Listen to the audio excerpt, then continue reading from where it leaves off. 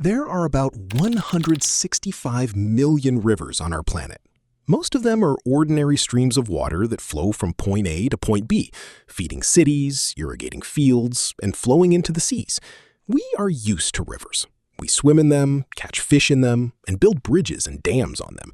Rivers seem to us like something understandable, domestic, and safe. But among these 165 million, there are those that do not obey any rules. Rivers that boil.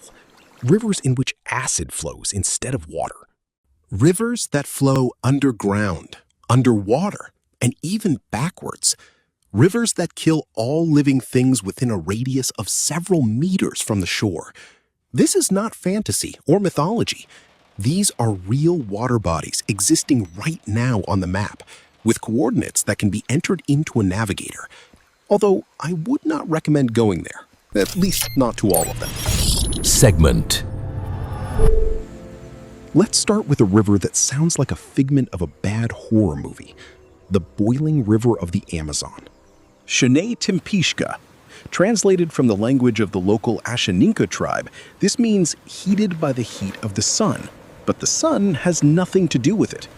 This river, lost in the depths of the Peruvian jungle, has a water temperature from 70 to 100 degrees Celsius for over 6 kilometers. It literally boils. Steam rises above the surface, the stones at the bottom are covered with thermophilic bacteria, and any animal that accidentally falls into the water dies in a few seconds. Local residents say that sometimes small animals fall into the river, like frogs, lizards, or snakes. First, the eyes. The whites of the eyes boil first, and the animal goes blind before it even has time to understand what is happening. Then the skin, then the muscles. After a few seconds, only a shapeless mass remains of the animal, which is carried away by the current. Bathing in Shnei-Timpishka means being boiled alive.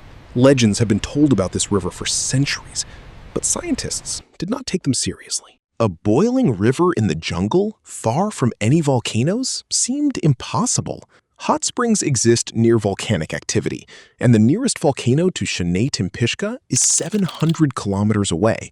It just doesn't happen. But in 2011, a young Peruvian geophysicist, Andres Ruzo, who grew up on his grandfather's stories about this river, decided to check the legend personally. He went into the jungle and found it.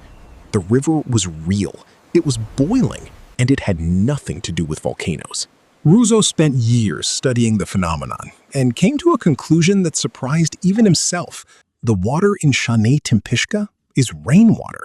Ordinary rain falling in the Andes, hundreds of kilometers from the river, seeps deep into the Earth's crust to a depth of several kilometers, where underground heat heats it to extreme temperatures. Then this superheated water rises back to the surface through a system of geological faults and comes out in the form of a river. In essence, Shnei-Timpishka is a giant natural kettle. Water goes down cold, heats up in the depths of the earth, and returns boiling. This process takes years. The water boiling in the river today fell as rain perhaps several decades ago. For local tribes, the boiling river is a sacred place. Shamans use its steam for ritual ceremonies and the water for preparing medicinal decoctions. They believe the river possesses supernatural power and that a huge snake spirit lives in its depths. Ruzo, despite his scientific skepticism, admits that standing on the riverbank, enveloped in steam and listening to the roar of boiling water, it's hard not to feel something otherworldly. This is a place where science and mythology touch, and the boundary between them dissolves in the hot mist. Ruzo installed a network of temperature sensors along the river and found that the water temperature fluctuates depending on the season and precipitation. In the dry season, it reaches a maximum of about 100 degrees in the central areas. During the rainy season, cool rainwater partially dilutes the boiling water, and the temperature drops to 60 or 70 degrees. But even in cold periods, the water is hot enough to cause third-degree burns in a few seconds. Local residents know the safe areas, small tributaries where hot water mixes with cold, forming natural baths with a temperature of about 40 degrees. There, they bathe, wash clothes, and cook food, literally boiling food in the river. But one step to the side, and the water is boiling again. For world science, Shanay Tempishka became a discovery also because it questioned existing models of geothermal activity. It was believed that hot springs of such a scale are impossible without a nearby volcano. It turned out that a deep fault in the Earth's crust is enough, and rainwater can penetrate to a depth where the temperature of rocks exceeds 200 degrees, heat up, and return to the surface. This means that such boiling rivers can theoretically exist anywhere on the planet where there are deep faults and sufficient precipitation. How many more such rivers are hidden in the impenetrable jungles of the Amazon, in the mountains of Central Africa, in the thickets of Borneo? We just don't know. But if Shanay Tempishka kills with heat, the next river kills in a completely different way. Rio Tinto, the Red River, flows in southwestern Spain in the province of Huelva and looks as if someone spilled several tons of paint into the landscape. Its waters have a rich, dark red, sometimes orange color, and the banks are covered with a crust of mineral deposits, shimmering in shades of yellow, purple, and black. This is one of the most extraterrestrial sites on Earth, and one of the most toxic. The water of Rio Tinto has an acidity at the level of pH 2. This is the acidity of gastric juice. Heavy metals are dissolved in it. Iron, copper, zinc, arsenic, cadmium. Not a single fish, not a single frog, not a single river crayfish can survive in this water. The river is dead, at least by conventional standards. The red color of Rio Tinto is the result of a high concentration of dissolved iron oxidized by acid. But where does the acid come from? The answer is underground. The Huelva region is rich in deposits of sulfide ores, minerals containing sulfur and metals. When these ores come into contact with water and oxygen, a chemical reaction begins, resulting in the formation of sulfuric acid. This process, known as acid mine drainage, occurs naturally, but is multiplied many times by mining. People have been mining ore in this area for 5,000 years, since the time of the Phoenicians and Romans. And each new generation of miners uncovered more and more layers of sulfide rocks, accelerating the chemical reaction. Rio Tinto is a river that people killed without realizing it for 5,000 years. But here is what's amazing. In this supposedly dead river, life still exists. Not fish and not frogs, but microorganisms. Extremophile bacteria and algae that not only survive in an acidic environment, but thrive in it. They feed on dissolved metals, use sulfuric acid as a source of energy, and cover the riverbed with dense mats of red, green, and purple colors. For NASA scientists, Rio Tinto is the closest terrestrial analog of the conditions that presumably exist on Mars. The red planet is covered with iron oxides, hence its color, and acidic underground waters saturated with metals may be under its surface. If life exists on Mars, it might look like the bacteria from Rio Tinto. NASA has been funding research on this river for over 20 years, using it as a testing ground for instruments that will one day search for life on other planets. The history of Rio Tinto is also a story of human greed. This place was developed without interruption for 5,000 years. The Phoenicians mined silver here, the Romans copper and gold. In the 19th century, British and German companies turned the region into a giant quarry, exporting ore by the millions of tons. Even the name Rio Tinto has become a brand. One of the world's largest mining corporations bears the name of this river. The irony is that the company named after a dead river continues to extract resources around the world, creating new dead rivers on other continents. Rio Tinto is not just a strange river, it is a mirror reflecting the 5,000-year history of human relationship with nature. We take, and leave behind acid and rust. The third river is perhaps the strangest of all because it flows not on the ground, but under the water. Yes, you heard right, an underwater river.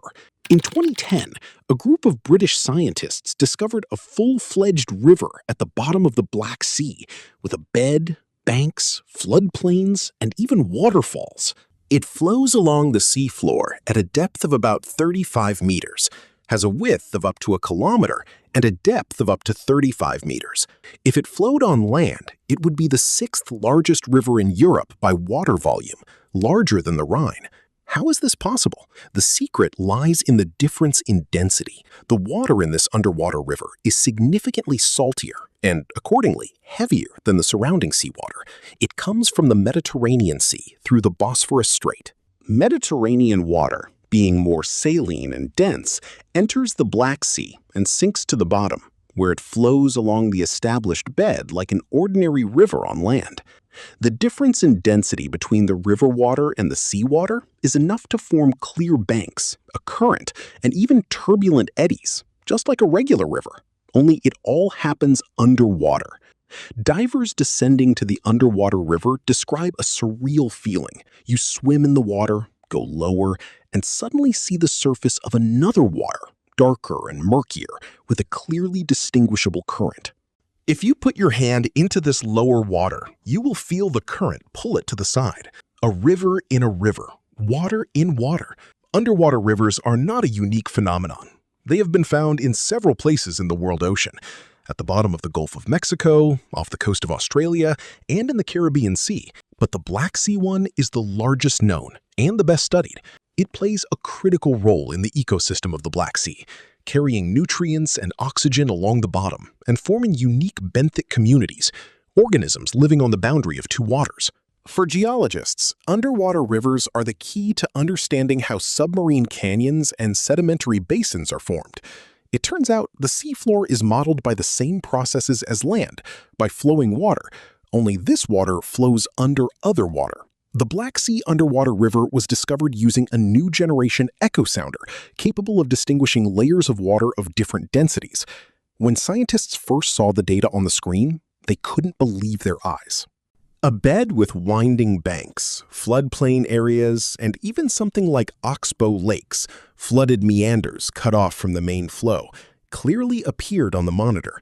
The underwater river behaves exactly like a regular one. It winds, erodes banks, carries sediment, and forms a delta at the point of discharge into the abyssal plain. If there were trees at the bottom of the Black Sea, it would erode them too.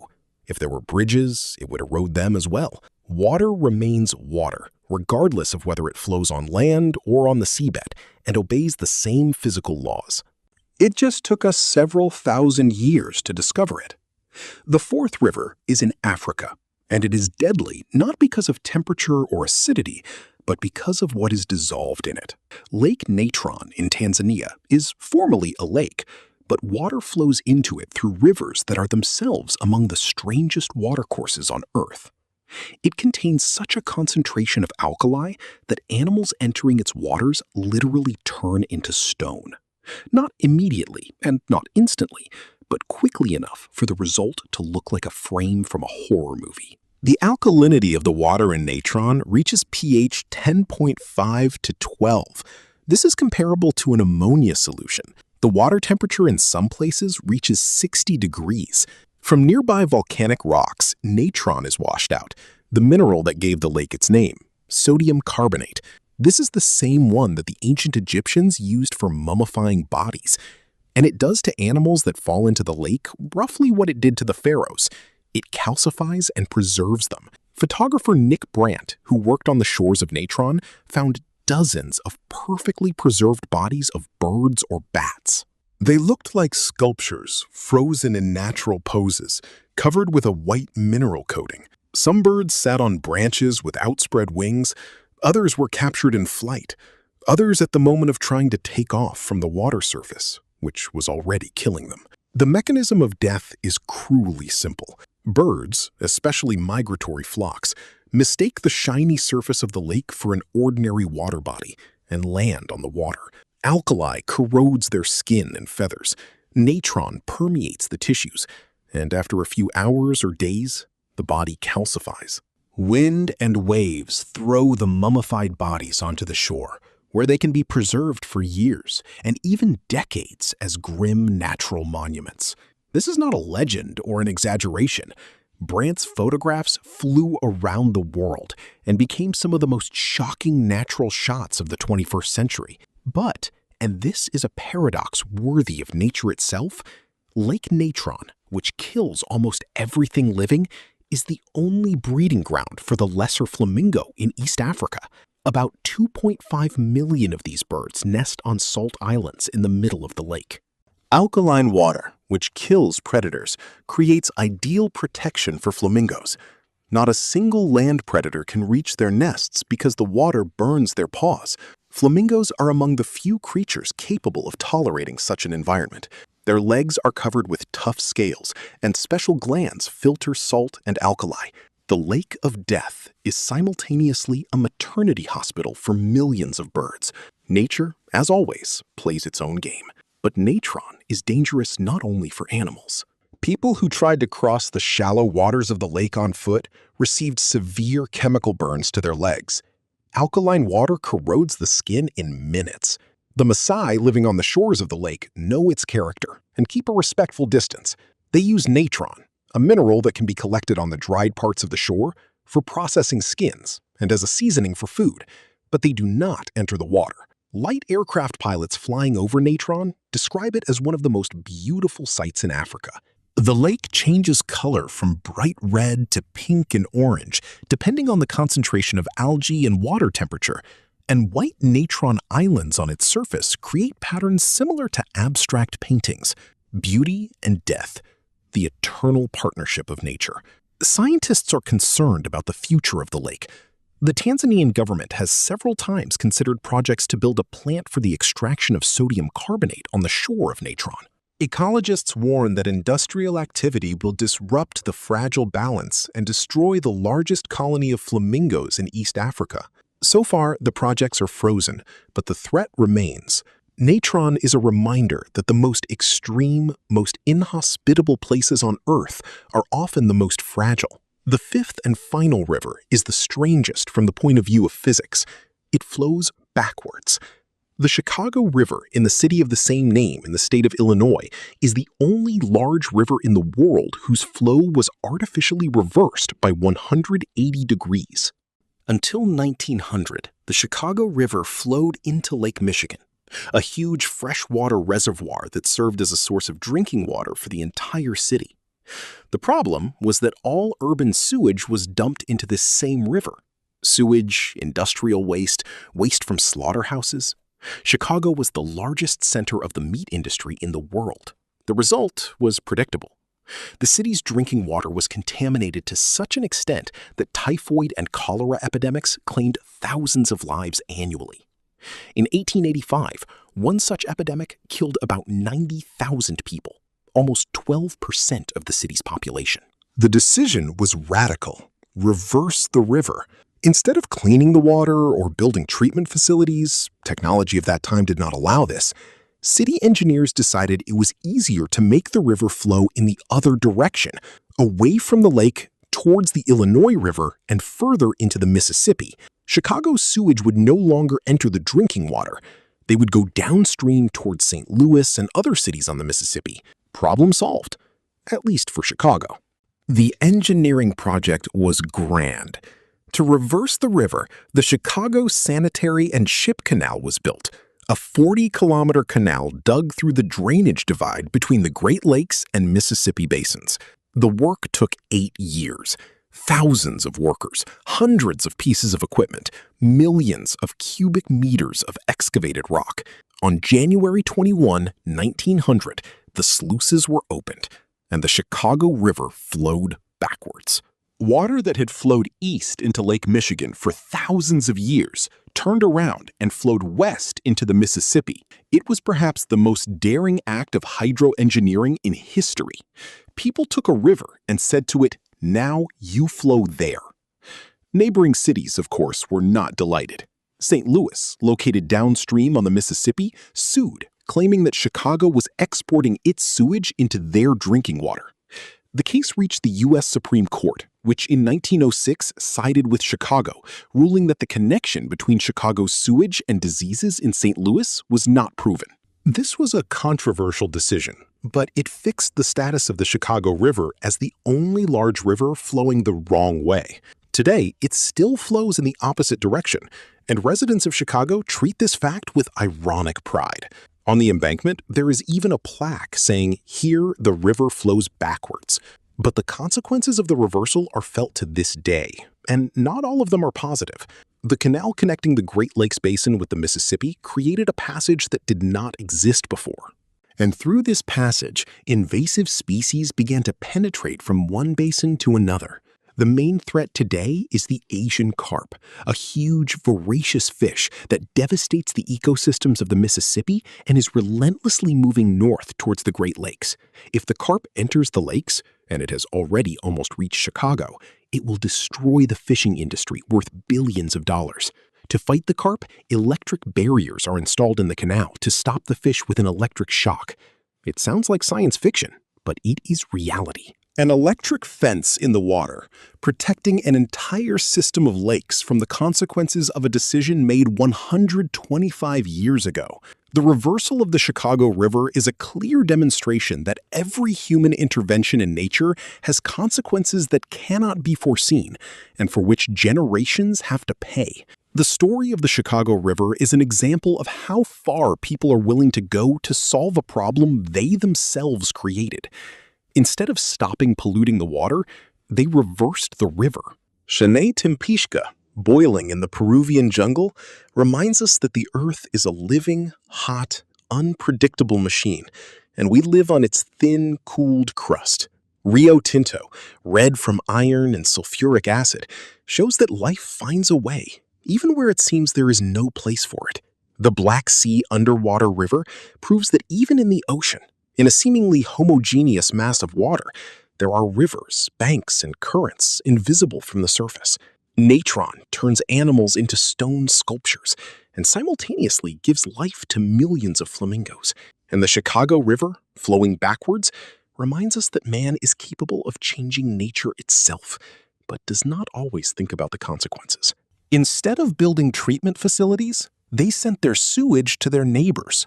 This is an engineering triumph and an ecological nightmare in one bottle, and perhaps the most human of all the strange rivers on the planet. Nature creates boiling rivers, acid rivers, underwater rivers, and killer rivers. And man takes an ordinary river and turns it in the other direction because it is more convenient for him. 5 rivers, 5 ways to break everything we know about water, life, and death. Water is the most ordinary substance on the planet. We are 60% made of it. We drink it every day. We take it for granted. But one only has to look closely at what rivers do in the most extreme corners of the world to understand that water is not just H2O. It is an element capable of boiling and freezing, dissolving stones and turning flesh into mummies, flowing underwater and against its own current. Water is the strangest substance on Earth, and rivers are its strangest embodiments. We are used to thinking that we know our planet. We have photographed every square meter of its surface from a satellite, descended to the bottom of the deepest ocean trenches, and visited both poles. But one only has to turn off the tourist path and dive into the Peruvian jungle, dive to the bottom of the Black Sea, or fly over the salt lakes of Tanzania, and the Earth again becomes unknown, frightening, and delightful.